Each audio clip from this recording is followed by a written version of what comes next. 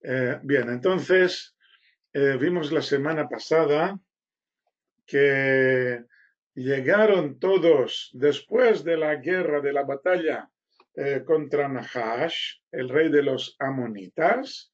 Después de esta batalla llegaron todos a Gilgal para renovar allí la monarquía, el reino. Y todos se alegraron mucho.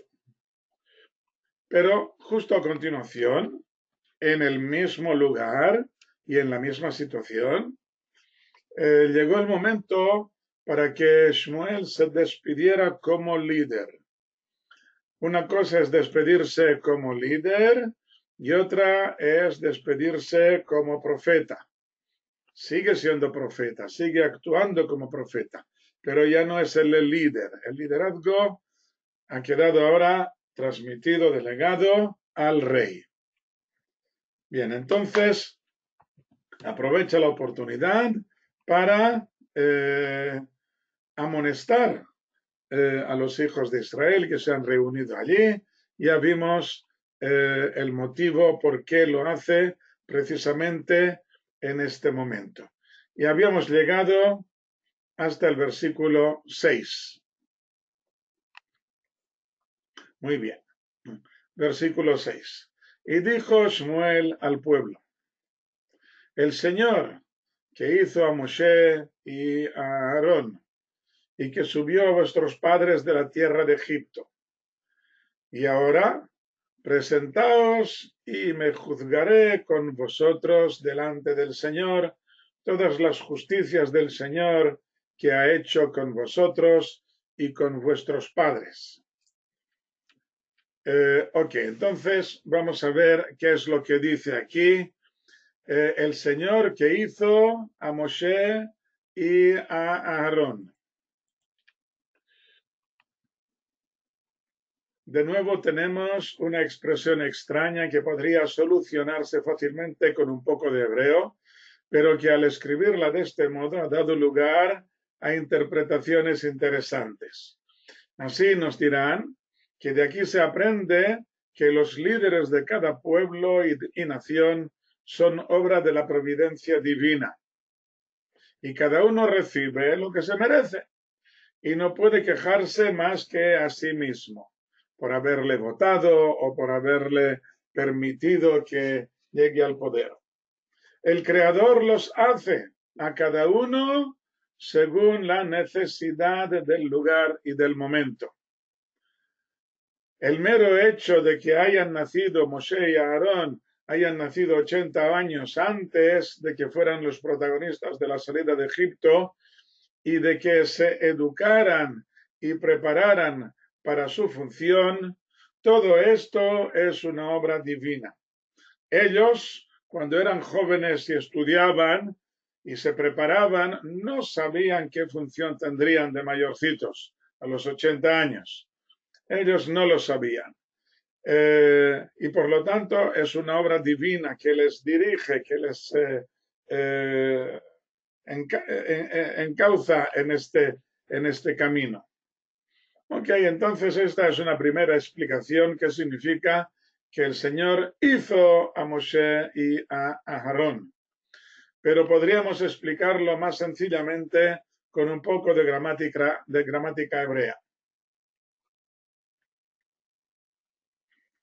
Tenemos la partícula et, que puede tener dos significados. El más frecuente es el de acusativo o complemento directo, que a veces traducimos por la preposición a, o sea, que hizo a Moshe. Muy bien. Pero también puede servir como preposición instrumental con, o sea, que el Señor hizo con Moshe, o sea, con la ayuda de Moshe. El Talmud en el Tratado de Psachim dice que hubo un sabio que se dedicó a interpretar todas las veces que aparece esta partícula en la Torá, de modo que se entendiera de los dos modos. como por ejemplo en el primer versículo de la Torá, Bereshit bara Elohim et hashamayim ve'et haaretz. Al principio creó el Señor al cielo y a la tierra, en complemento directo, forma el acusativo. Vino Shimon Ha'amsoni y la interpretó diciendo con la preposición instrumental con, diciendo que al principio hizo el Señor el cielo y lo que viene con él, y la tierra y lo que viene con ella. O sea que esta misma partícula puede servir como acusativo o como preposición instrumental con. Por supuesto que esto depende del contexto, pero el Midrash puede cambiar de un sentido al otro, como hizo Shimon Ha'amsoni. De modo que aquí en realidad debería leerse de este modo, que el Creador hizo milagros con la ayuda de Moshe y de Aarón al sacar al pueblo de Israel de Egipto. ¿Okay? Entonces vamos a leerlo de nuevo según esta segunda posibilidad de lectura, de interpretación, que es el correcto. El Señor que hizo milagros con Moshe y con Aarón. Y la traducción incorrecta hizo a Moshe y a Aarón, y la hemos corregido ahora. Debe decirse que hizo con Moshe. ¿Qué es lo que hizo? Pues que sacó a vuestros padres de la tierra de Egipto. Y ahora, bueno, esto es un prólogo, un pequeño prólogo que viene para enseñarlos lo que va a ocurrir ahora aquí a continuación. Dice Shmuel al pueblo de Israel en el momento en que reafirman la monarquía, el reinado de Shaul. Ahora presentaos y me juzgaré con vosotros. O sea, yo pongo mis palabras a juicio ante vosotros y vosotros poned vuestro punto de vista. O sea que vamos a discutir, a poner a prueba cuál de los dos es el correcto. Vosotros habéis dicho que el Creador no nos salvó en momentos de crisis, que hubo derrotas, que habéis sufrido en manos de vuestros enemigos y que esto demuestra que el Creador no ha cumplido con su palabra o que tal vez incluso nos ha abandonado por completo. Y esto es cierto. Como ya lo había profetizado al principio del libro de Shoftim, al predecir que llegarían momentos en que el Creador abandonaría al pueblo. Les responde Shmuel que todo esto no es más que el resultado del mal comportamiento del pueblo, la consecuencia de que ellos habían abandonado al Creador y olvidaron al Señor, como ya dice en aquel mismo lugar. Y que en realidad el Creador se ha portado con mucha paciencia al soportar la rebeldía del pueblo una y otra vez, enviando cada vez un juez que les sacara de los apuros en que se encontraban. Y les relata a Shmuel las justicias del Creador, al salvarles de las manos de sus opresores. Ya había comenzado con la frase, el Señor que hizo con Moshe y con Aarón y que subió a vuestros padres de la tierra de Egipto como prólogo de lo que iba a decir, y ahora lo especifica con el resto de los ejemplos. Muy bien, entonces llegamos al versículo 8. Cuando vino Jacob a Egipto y clamaron vuestros padres al Señor, y envió el Señor a Moshe y a Aarón y sacaron a vuestros padres de Egipto y los asentaron en este lugar. En un solo versículo se resumen 210 años. Cuando Jacob vino a Egipto, no había aún ningún motivo para clamar. Los problemas comenzaron solo después de su muerte y de la muerte de Yosef y el resto de sus hermanos.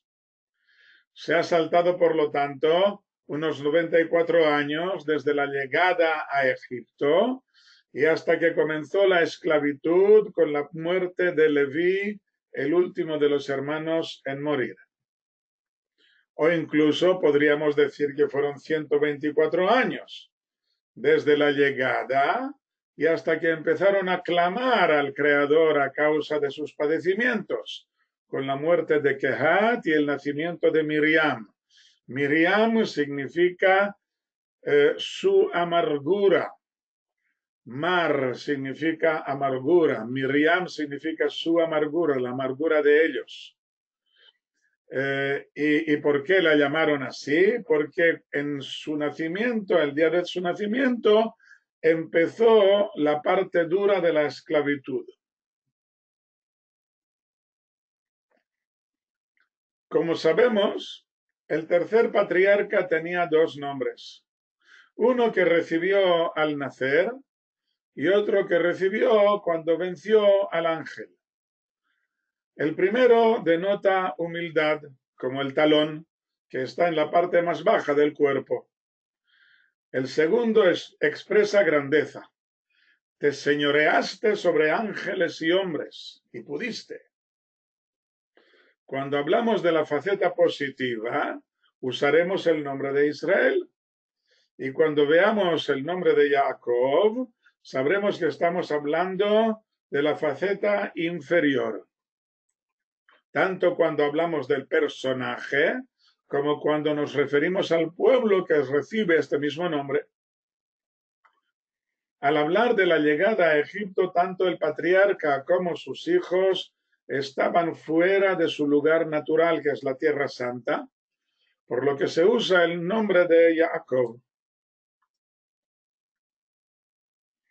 En el mismo versículo habla de su llegada, en el primer versículo del libro de Shemot.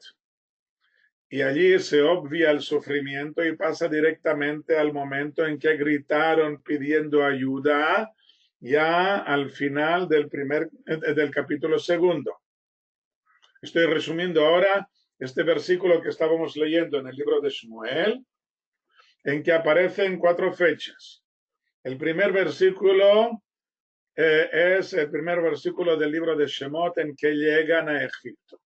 Luego nos saltamos toda la época del sufrimiento y pasamos al final del segundo capítulo del libro de Shemot en que pidieron ayuda. Y luego pasamos al envío de Moshe y Aarón en los capítulos 3 y 4. Y al final, la salida de Egipto ya al final del capítulo 12, acabando con el asentamiento en la tierra prometida, ya en el libro de Joshua. Volvamos a nuestro versículo para verlo aquí. Vino Jacob a Egipto. Y luego, esto es el primer versículo del libro de Shemot, ahí aparece. Y luego clamaron vuestros padres al Señor. Esto aparece al final del segundo capítulo del libro de Shemot, del Éxodo. Y envió el Señor a Moshe y a Aarón y sacaron a vuestros padres de Egipto. Esto está en los capítulos 3 y 4 y luego el capítulo 12. Y los asentaron en este lugar. Esto ya es después de los 5 libros de la Torá, ya en el libro de Joshua. Y olvidaron, versículo 9, y olvidaron al Señor su Dios, y los vendió en manos de Sisra, jefe del ejército de Hatzor, y en manos de los filisteos, y en manos del rey de Moab, y lucharon contra ellos, y clamaron al Señor y dijeron, hemos pecado porque hemos dejado al Señor, y hemos servido a los Baales y a las Ashtarot, y ahora líbranos de mano de nuestros enemigos, y te serviremos. olvidaron al Señor. Aquí ya pasa al libro de Shoftim, que empieza explicando que el pueblo de Israel fue olvidando poco a poco al Creador, y abre con la opresión de Sisra en tiempos de Devorá, en los capítulos 4 y 5, para pasar rápidamente a la opresión de los filisteos y de Moab en tiempos de Iftach, en los capítulos 11 y 12, que luchó contra Moab, y Shimshon a continuación, en el capítulo 13, que luchó contra los filisteos. O sea, nos está resumiendo aquí el libro de Shoftim, el libro de los jueces. Y cada vez que había problemas, nosotros clamamos al Señor y le pedimos ayuda, líbranos de mano de nuestros enemigos. Todo esto ya lo vimos en el libro de Shoftim, el vaivén entre pecado, castigo, grito, arrepentimiento, juez salvador y vuelta al pecado. Y hablamos del significado de todo este proceso, que por una parte parecía que iba de mal en peor, pero por otra parte, por debajo del radar, iban desarrollándonos cualidades positivas que permitirían en la época de Shmuel dar un gran cambio. La función de los jueces no era tan solo de salvarlos del enemigo, sino también de enseñarles el buen camino. El problema era que los mismos jueces no eran perfectos. Y su peor error fue que no supieron ir de ciudad en ciudad y de pueblo en pueblo para llevar a cabo esta función. Hasta que llegó el padre de Shmuel, el Caná, que sin ser juez supo llevar a cabo esta función educativa al animar al pueblo con su actuación. Más tarde lo haría el mismo Shmuel, quien se arremangó los faldones de su túnica y se fue con su mochila al hombro de ciudad en ciudad para juzgar a la gente. Shmuel menciona a continuación a varios jueces: Yeruba'al, que es el apodo de Gidón, como ya vimos; Bdan, que es el apodo de Shimshon, que era de la tribu de Dan; la B que hay al principio significa en Dan; Yiftach, y luego menciona a sí mismo al propio Shmuel en tercera persona. Y a pesar de no ser reyes, consiguieron librar a Israel de sus enemigos. Todo esto viene para amonestar a Israel, para decirles: ¿para qué necesitáis vosotros al rey? Si en realidad hemos visto que los jueces pueden llevar a cabo esta función. Versículo 12. Vamos a leer el versículo 11. Y envió el Señor a Yeruba'al, a Bedán, a Iftach y a Shmuel, y los libró de mano de vuestros enemigos en derredor, y os asentasteis con seguridad. Y visteis que Nahash, rey de los hijos de Amón, venía contra vosotros. Me dijisteis: no, sino que un rey reinará sobre nosotros. Y el Señor es vuestro Dios, es vuestro rey. El Señor vuestro Dios es vuestro rey. Esto lo añade Shmuel, por supuesto. Vamos a ver. Visteis que Nahash venía. Esta frase nos confunde, puesto que el ataque de Nahash fue después de haber elegido a Shaul. ¿Y cómo puede decir que el ataque de los amonitas fue el motivo por el que pidieron que les nombrara un rey? Algo parecido ocurrió con el relato de Yiftach, en que leemos del ataque moabita junto con el nombramiento de Yiftach, como si todo lo que está escrito en un mismo capítulo hubiera ocurrido en un solo día y además con el orden un poco alterado. Debemos entender, por lo tanto, que las amenazas de Nahash no nacieron de repente con el ataque a Yabesh Gilad. Era una enemistad antigua que recientemente se había convertido en un peligro inminente, por el que al parecer habían pedido a Shmuel que les nombrara un rey. Y el ataque se produjo justo después del nombramiento. Ok, bueno, entonces esto nos ha dado un poco una perspectiva un poco diferente de lo que habíamos visto en el capítulo anterior, pero no muy diferente, un poquito indiferente. Nos amplía un poco la enemistad que ya había desde mucho antes entre Moab y Amón y el pueblo de Israel. Versículo 13. Y ahora, he aquí el rey que habéis escogido, a quien habéis pedido. He aquí que el Señor ha puesto rey sobre vosotros. Bueno, esta frase también hay que entenderla correctamente. Nosotros ya hemos visto hace varios capítulos cuando el pueblo de Israel vinieron a pedirle a Shmuel que les nombrara un rey. Vimos que en realidad el nombramiento tiene dos partes. En primer lugar, es el creador que decide quién va a ser el rey y luego necesita la aprobación del pueblo. Yo lo he dicho en un orden determinado, aunque puede ser que el orden cambie, como ocurrió aquí, que en realidad ellos habían pedido un rey, pero no tenían candidato. Y hasta que no viene el creador, les dice, bueno, tenemos aquí a Shaul, entonces ellos lo aceptan o no lo aceptan. Vimos al final de la clase anterior que en realidad tuvieron que renovar el nombramiento porque había gente que no lo había aceptado y hasta que todos lo acepten, o por lo menos la mayoría o la gente principal no lo acepte, entonces esto no sirve. Versículo 14. Si teméis al Señor y le servís, escucháis su voz y no desobedecéis la boca del Señor, y estáis tanto vosotros como el rey que reina sobre vosotros tras el Señor vuestro Dios, puntos suspensivos, no dice qué ocurre, porque está claro lo que va a ocurrir.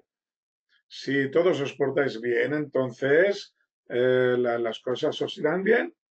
Versículo 15, y si no escucháis la voz del Señor y desobedecéis la boca del Señor, estará la mano del Señor contra vosotros y contra vuestros padres. Escucháis su voz. Esto significa que comienza un nuevo papel que ya existía antes, pero que ahora recibe más fuerza, el del profeta. En la época de los jueces ya había profetas, como vimos a Dvorá, cuya función era secundaria.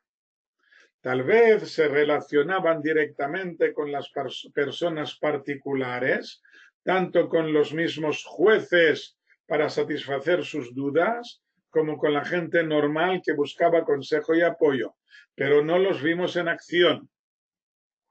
A partir de ahora tendremos uno o varios profetas que acompañen al rey o que le critiquen duramente. En realidad, en los capítulos 17 y 18 del libro de Devarim, Deuteronomio, aparecen juntos los 4 puntales del gobierno en Israel, según la Torá. Tenemos el Sanedrín en el capítulo 17, desde el versículo 8 hasta el versículo 13, habla allí del Sanedrín. Luego, a continuación, habla del rey, en el mismo capítulo, del versículo 14 hasta el 20. Luego, ya en el capítulo 18, a continuación, habla de los sacerdotes, del capítulo 1 al 9. Y por fin, de los profetas, en el capítulo 18, desde el versículo 9 hasta el 22. Cada uno tiene sus funciones e incluso sus propias leyes y deben trabajar en equipo para satisfacer las diferentes necesidades del pueblo. Por desgracia, siempre ha faltado por lo menos uno de ellos, que funcione correctamente y los otros han tenido que suplir la escasez tomando funciones que en principio no les pertenecían. Miquel pregunta si se institucionaliza el papel de profeta. ¿Te refieres como institución que acompañe ahora al rey, que tenga un papel, uno de lo que he estado explicando yo aquí, uno de los 4 puntales, exactamente? Entonces, sí, a partir de este momento, desde el momento en que aparece el rey, como tal, el profeta también aparece como tal. A pesar de que antes ya había muchos profetas, pero no como institución de la profecía. Muy bien.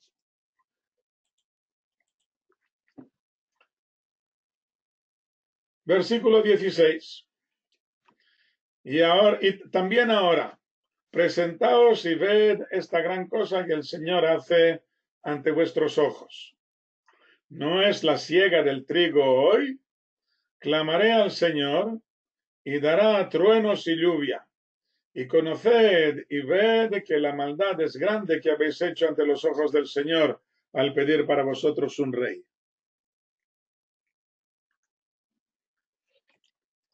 Muy bien, entonces, primero voy a contestar la pregunta de Francesc. Parece que los profetas debían desempeñar una función crítica de poder. No todos los profetas. La inmensa mayoría de profetas no tienen esta función crítica de poder.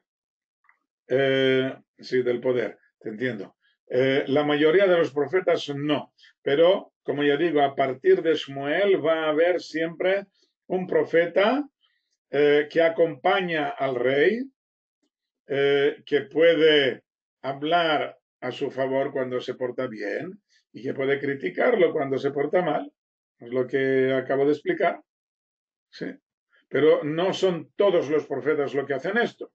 La mayoría, ya he explicado varias veces que había infinidad de profetas en Israel y no todos, solamente 1 o 2 tenían este papel, esta función de crítica del poder. A lo máximo hubo 4 en una misma época, pero no todos estaban en el mismo lugar. Pero la inmensa mayoría no se dedicaban a esto, como ya he explicado, tenían otras muchas funciones. Bueno, entonces volvamos al versículo 17. ¿No es la siega del trigo hoy? Clamaré al Señor y dará truenos y lluvia. Y conoced y ved que la maldad es grande que habéis hecho ante los ojos del Señor al pedir para vosotros un rey. Truenos y lluvia.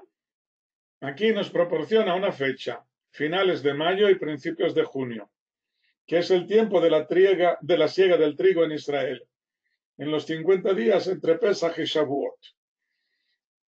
Pesach es la festividad de la libertad del yugo egipcio, y Shavuot es la fiesta de la recibida de la Torá, el yugo del Creador. Los truenos y la lluvia no son solo para asustar a aquellos que temen a los relámpagos y los truenos.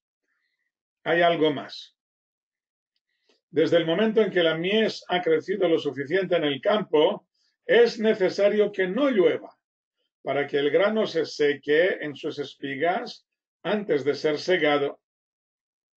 Y más grave será el caso de que ya lo estén segando y de pronto empiece a llover, ya que necesitamos el trigo seco.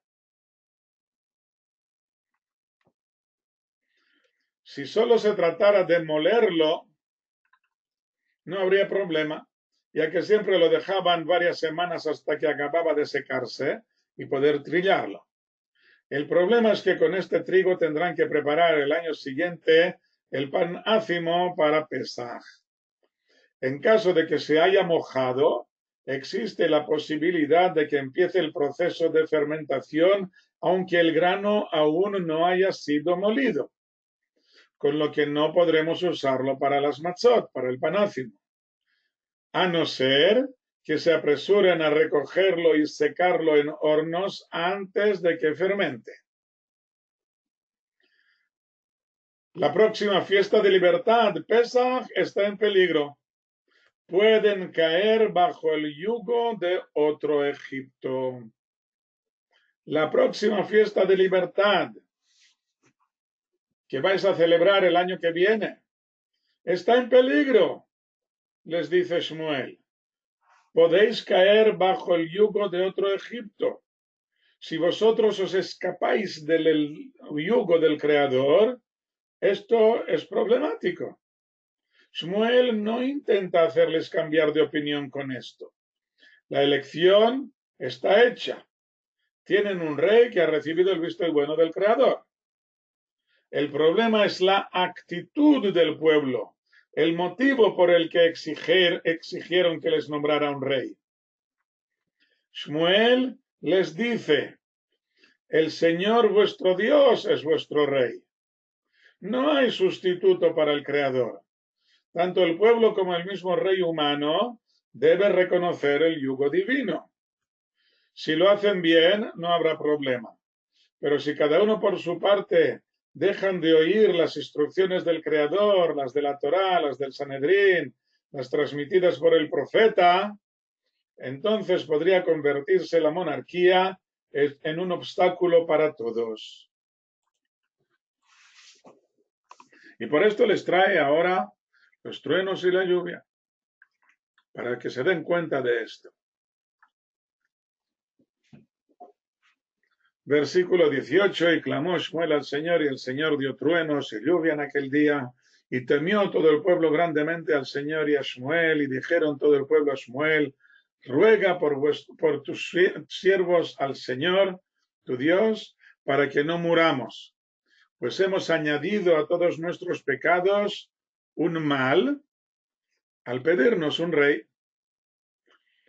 Ok, entonces en estos dos versículos están reconociendo que han obrado mal, no tendrían que haber pedido un rey de este modo, como ya hemos visto en clases anteriores, no debían haberlo pedido de este modo, o no debían haberse apresurado a pedir el rey antes de tiempo.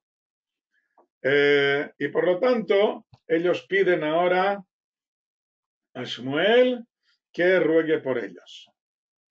Versículo 20, y dijo Shmuel al pueblo, no temáis, vosotros habéis hecho todo este mal, pero no os apartéis detrás el Señor, y servid al Señor con todo vuestro corazón, y no os apartéis, pues tras el caos, que ni aprovechan ni libran, pues caos son. Pues no desamparará el Señor a su pueblo a causa de su gran nombre, pues ha querido el Señor haceros su pueblo. También yo, profano es para mí pecar contra el Señor, cesando de orar por vosotros.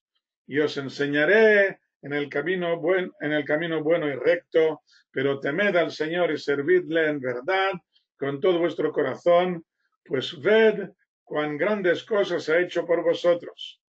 Y si maleáis, vosotros y vuestro rey pereceréis. Ok, creo que el contexto está claro, pero hay un versículo, el versículo 21, que es un poco raro. ¿Qué es esto del caos? No os apartéis, pues tras el caos, que ni aprovechan ni libran, pues caos son.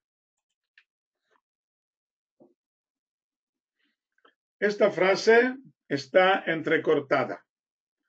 Debería decir, y no os apartéis del Señor, pues al abandonarlo, iréis tras el caos, que ni aprovechan ni libran, pues caos son.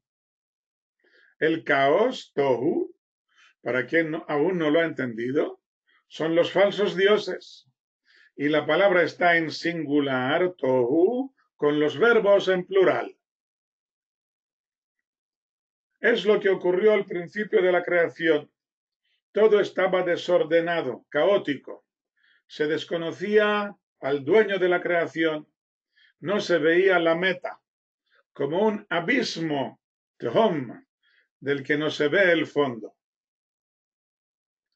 Según nuestros sabios, ya veis que la palabra tehom, que es abismo, es en realidad la misma palabra tohu, caos, en que no se ve el fondo. En el caos no se ve la meta, no se ve el orden.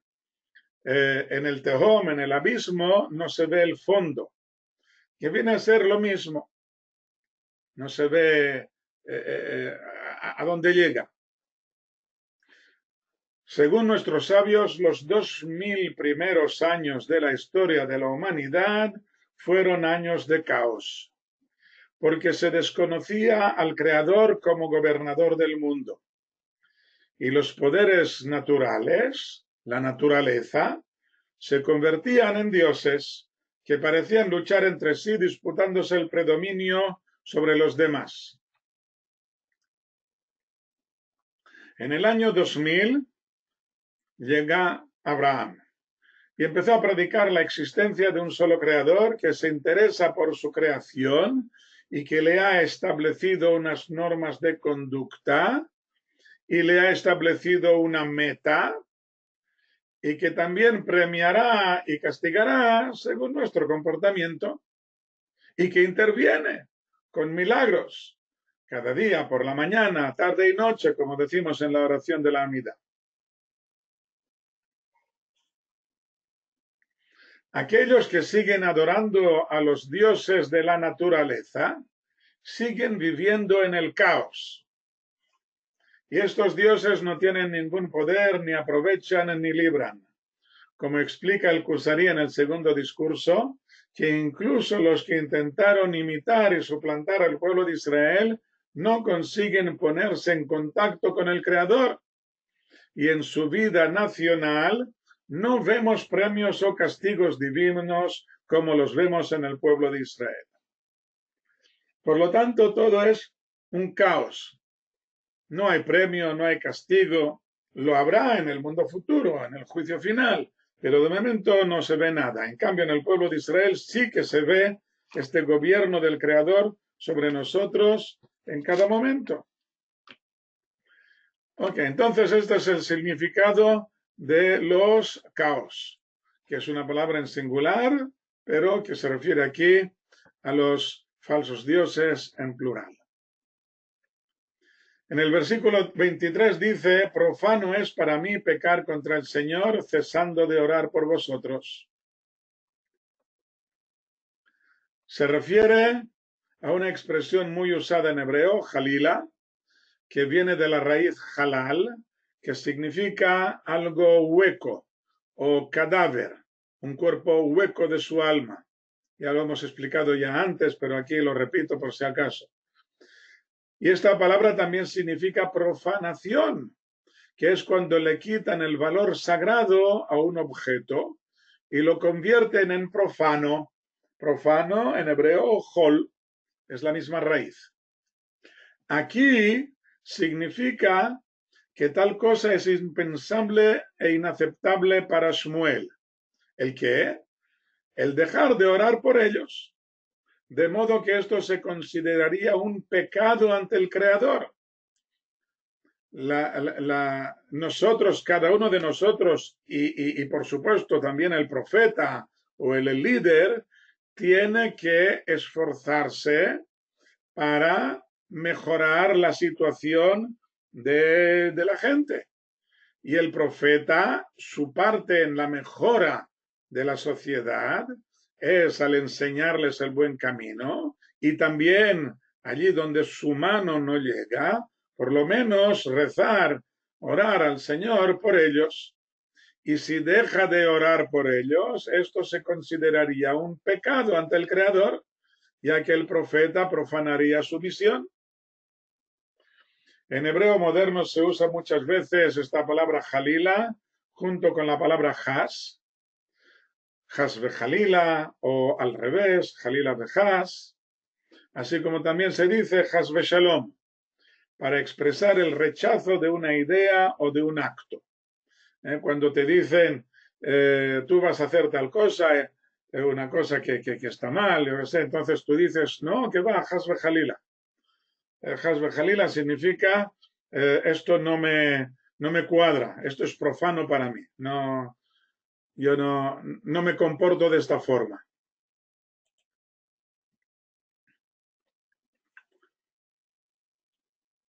Capítulo 13. Un año tenía Shaul en su reinado y 2 años reinó sobre Israel. Shaul escogió para sí 3.000 hombres de Israel, de los cuales 2.000 estaban con Shaul en Michmas, en la montaña de Betel, y 1.000 estaban con Jonatán en Geba de Benjamín. Y al resto del pueblo lo despidió cada uno a sus tiendas. Un año tenía Shaul en su reinado. Las traducciones de este versículo son muy diversas. En la Biblia de las Américas dice, Shaul tenía 30 años cuando comenzó a reinar y reinó 42 años sobre Israel. La Nueva Biblia Latinoamericana, lo mismo. La Reina Valera Gómez, y Shaul reinó un año, y cuando hubo reinado 2 años sobre Israel, lo que viene a continuación. Y si reinó solamente un año, ¿cómo puede haber 2 años? La Reina Valera del año 1909, había ya Shaul reinado un año y reinado que hubo 2 años sobre Israel. La Biblia Jubileo 2000, como un hijo de un año era Shaul cuando empezó a reinar y 2 años reinó sobre Israel. En las Sagradas Escrituras del 1569 dice como un hijo de un año, bueno, lo mismo. La Biblia de Jerusalén no traduce el versículo, no hay versículo. Se salta directamente al versículo 2. Y la versión oficial del Vaticano, zafando el bulto, dice, Shaul tenía años cuando empezó a reinar y reinó años sobre Israel, con puntos suspensivos para no tener que contradecir el texto hebreo, pero sin entender su significado. Y hay arqueólogos que le adjudican entre 20 y 22 años. Pero aquí dice que reinó en total 2 años. Bueno, ¿de dónde viene toda esta confusión en las traducciones bíblicas de este versículo? ¿Por qué se arman este lío? El problema está en que en el texto bíblico dice literalmente, hijo de un año Shaul en su reinado y 2 años reinó sobre Israel. Esto es la traducción literal. Esta forma de hijo de tantos años aparece varias veces al hablar de los reyes de Judá o de Israel. Normalmente la expresión hijo de junto con una cantidad de años significa que esta es su edad, como por ejemplo en el segundo libro de Reyes, hablando de Jehoram, hijo de 32 años era en su reinado y 8 años reinó en Jerusalén. O sea que tenía 32 años cuando empezó a reinar y reinó durante 8 años. Pero no es lógico decir que Shaul tuviera solo un año. Y de ahí viene lo que algunos tradujeron como un hijo de un año, como si tuviera solamente un año, porque era tan bueno y tan humilde o tan no sé qué, tan puro, que era como un hijo de un año. Pero en el texto original no está el adverbio relativo como. No dice como un hijo de un año, dice hijo de un año. Por lo tanto, debemos entender que no se trata de su edad, sino del tiempo que lleva en su reinado. O sea que estaba en su primer año de reinado cuando ocurrió lo que viene a continuación y que en total reinó solo 2 años.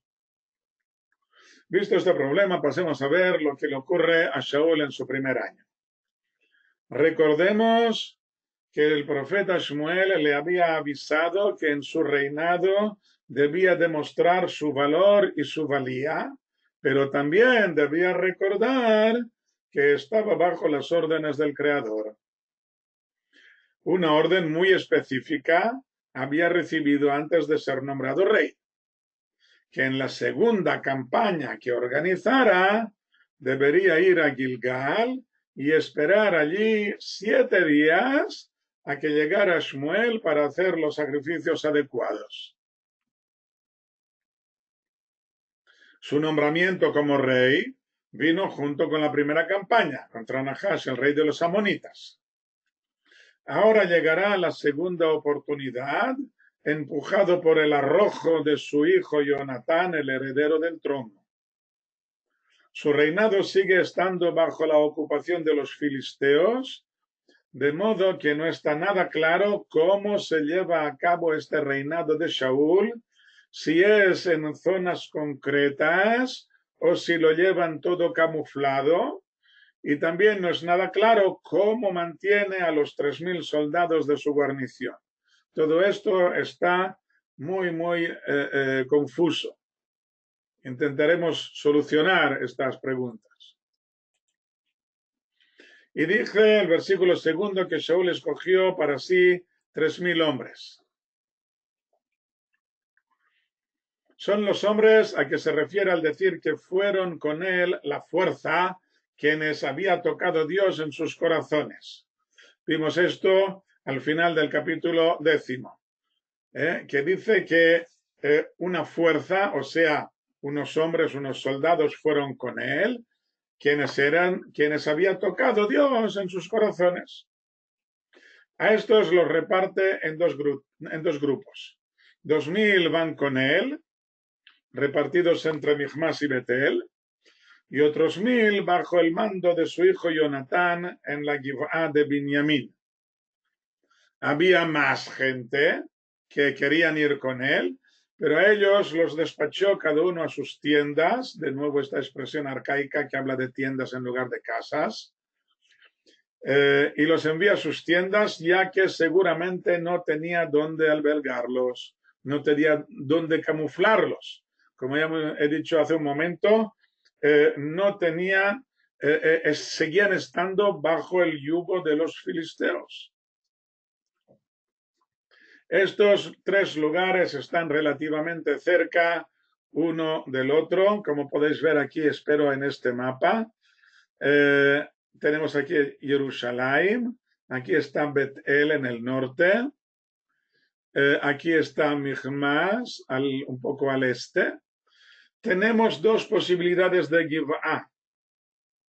Cuando vimos el tema de la concubina en la colina al final del libro de Shoftim, hablamos del problema de identificación de esta colina, la Giv'á, según la distancia que debía recorrer en aquel día. Y vimos que hay 2 opciones, una más cerca de Jerusalén, esta de aquí en el centro del mapa, y otra que está a unos 5 kilómetros al nordeste. Aquí menciona la Giv'á de Binyamin, que suponemos que es la misma del libro de Shoftim. Y también hemos visto en el capítulo 11 que Shaul vivía en la... hemos visto ¿dónde?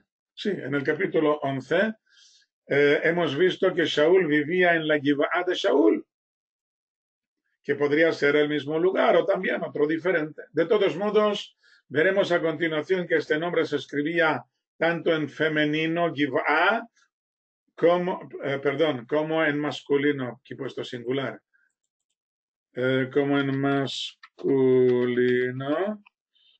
tanto en femenino como en masculino, o Giv'á, que es femenino, o Geva, que es masculino, y que estaba justo enfrente de Michmas. En cuanto a Michmas, existe un pueblo árabe que ha conservado el nombre de Muhammad, por lo que podemos ubicarlo sin lugar a dudas. Y justo enfrente está el pueblo de Jaba, que coincide con Geva. La actual carretera número 60 que va de Jerusalén hacia el norte, pasando por Shiloh, separa entre estas dos poblaciones de Geva y de Michmas. Podemos ver aquí, la carretera actualmente pasa por aquí, justo a la derecha de Giv'ah y a la izquierda de Michmas y sigue hacia el norte. Muy bien, cada vez que viajo a Jerusalén, cuando me dejan, porque ahora estamos aquí todos confinados, pues pasamos por esta carretera entre Geva y Michmas. Versículo 3. Y Jonatán hirió al comisario de los filisteos que estaba en Geva, y lo supieron los filisteos. Entonces Shaul tocó el shofar por toda la tierra diciendo: oigan los hebreos. Y todo Israel oyó decir que Shaul había herido al comisario de los filisteos y también que Israel olía mal a los filisteos. O sea, apestas, te has portado mal. ¿Qué es esto que me has hecho? Y se reunió el pueblo tras Shaul en Gilgal. Jonatán hirió al comisario. Un atentado perpetrado por el mismo heredero a la corona de Israel, que según el Código Penal español sería considerado como terrorista, puesto que alteró la paz pública y estaba destinado a suprimir o desestabilizar gravemente el funcionamiento de las instituciones políticas o de las estructuras económicas o sociales del Estado. Y está claro que Jonatán es lo que quería hacer, alterar la paz pública y desestabilizar gravemente o suprimir el funcionamiento de las instituciones políticas o militares de los filisteos. Claro que la víctima fue el comisario de la potencia ocupadora del país y desde nuestro punto de vista estaba perfectamente justificado, y más aún en aquellos tiempos en que el Código Penal era un poco diferente. No ha pasado mucho desde la victoria de Eben Haezer, en que Shmuel dio la victoria al pueblo de Israel sobre los filisteos, pero aún así los filisteos siguen dominando el país. Tienen un comisario en Geva, una especie de gobernador militar. Como ya digo, no acaba de estar claro si el atentado fue planeado por el mismo Shaul o si fue una iniciativa de Jonatán, puesto que a continuación veremos que este joven tenía mucho arrojo y no siempre esperaba recibir el visto bueno de su padre. Puede ser que fuera iniciativa del mismo Jonatán. Y, como ya digo, el pueblo se reunió tras Shaul en Gilgal.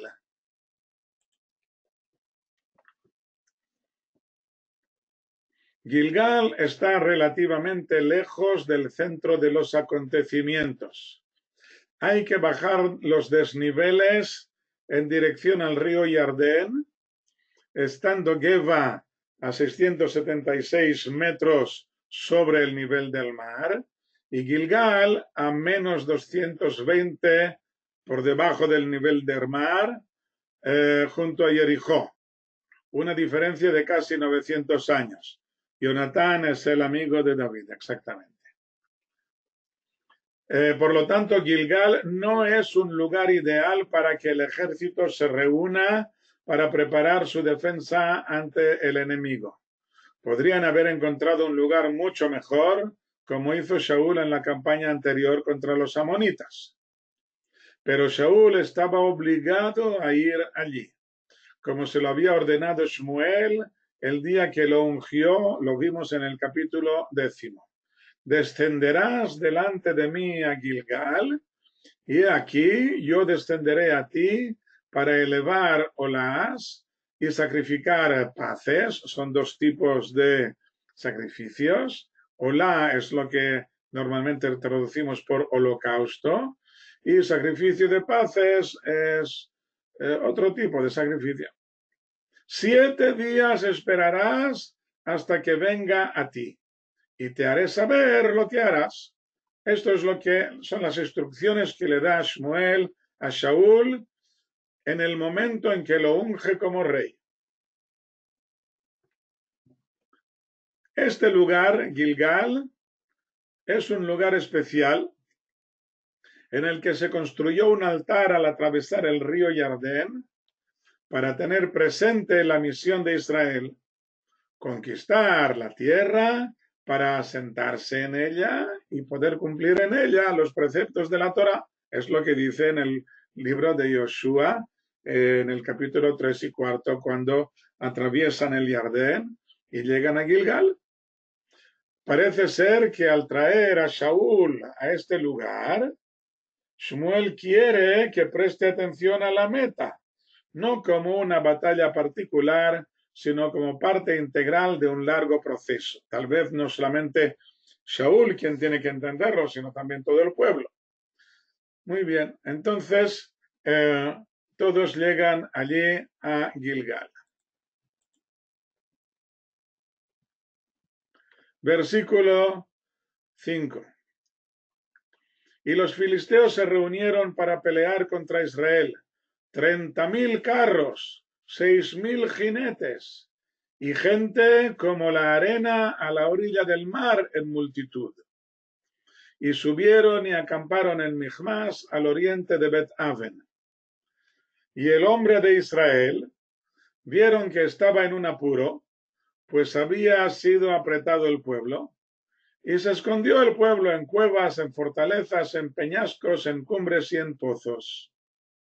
Y hebreos pasaron el Jardén a la tierra de Gad y de Gilead. Y Shaul estaba todavía en Gilgal, y todo el pueblo se apresuraron tras él. Ya podéis ver aquí que los verbos en hebreo funcionan un poco diferente de lo que ocurre en castellano. Aquí cuando habla del nombre de el hombre de Israel es genérico, y por lo tanto el verbo en hebreo lo ponemos en plural. El hombre de Israel significa los hombres de Israel, es genérico, y por lo tanto el verbo está en plural, pero luego dice que estaba en un apuro. ¿Quién? El hombre de Israel, el genérico. Y se escondió el pueblo, etc. Muy bien.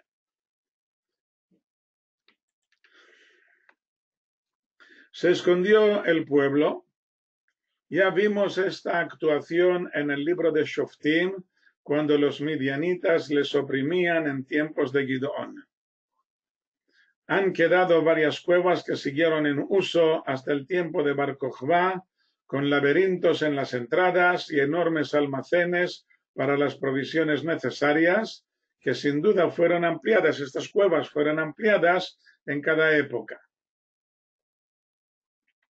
También la expresión que vemos en el versículo siguiente parece un juego de palabras irónico. Y hebreos pasaron el Jardén, puesto que el nombre hebreo y el verbo pasar tienen la misma raíz. Podéis ver aquí la frase, el versículo en hebreo, Ve'ivrim avru, hebreos pasaron. Como ya sabemos que la palabra hebreo significa el que viene o el que está al otro lado. Entonces aquí es un juego de palabras irónico. Los hebreos huyeron, usando la misma raíz. Aquí está insinuando que los hebreos se pasan al otro lado cada vez que hay problemas. Ya hicieron lo mismo en tiempos de Deborah y en tiempos de Gideón, y esto ya lo hemos visto en el libro de Jueces. Y dice el versículo 7 al final, y todo el pueblo se apresuraron tras él. Este verbo harad significa temer o estremecerse, como dice el profeta Isaías, escuchad la palabra del Señor, los que os estremecéis por su palabra. De aquí tomaron el término los judíos ultraortodoxos, que hoy en día se denominan Haredim, los temerosos, al querer expresar su voluntad de cumplir la voluntad divina a rajatabla, así como ellos la entienden. Pero en este versículo y en otros dos de este mismo libro, el verbo harad significa acudir presuroso o temeroso, pero significa venir corriendo, con miedo, con pánico. Ok. Nosotros vamos a terminar aquí la clase de hoy, puesto que aquí a continuación en el versículo 8 empieza un nuevo tema, que es continuación directa, por supuesto, del anterior, pero es un nuevo tema y quiero que lo veamos todo junto. La semana que viene, el domingo que viene, no va a haber clase porque estaremos en la fiesta de Pesaj y por lo tanto solamente hasta la semana siguiente, el domingo siguiente, nos será la próxima clase, estando hoy a día 5, por lo tanto la próxima clase será el día 19. La pregunta de Miquel, ¿es cierto que la policía ha actuado contra los ultraortodoxos de Benebrak? No, no contra, sino que ha habido problemas de acatamiento de las órdenes del Ministerio de Salud en Benebrak y lo que ha ocurrido es que han